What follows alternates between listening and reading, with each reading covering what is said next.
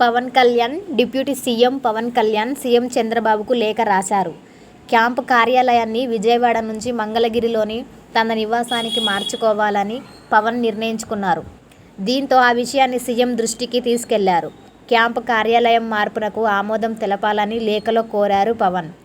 ప్రస్తుతం విజయవాడలోని ఇరిగేషన్ భవనాన్ని పవన్ క్యాంపు కార్యాలయంగా వినియోగించుకుంటున్నారు. తనకు ఆ భవనాన్ని కేటాయించినందుకు సీఎంకు కృతజ్ఞతలు చెప్పారు పవన్.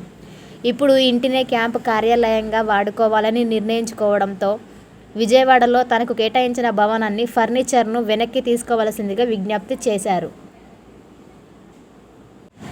క్యాంపు కార్యాలయాన్ని విజయవాడ నుంచి మంగళగిరిలోని తన నివాసానికి మార్చుకోవాలని పవన్ నిర్ణయించుకున్నారు. దీంతో ఆ విషయాన్ని సీఎం దృష్టికి తీసుకెళ్లారు. క్యాంపు కార్యాలయం మార్పునకు ఆమోదం తెలపాలని లేఖలో కోరారు పవన్.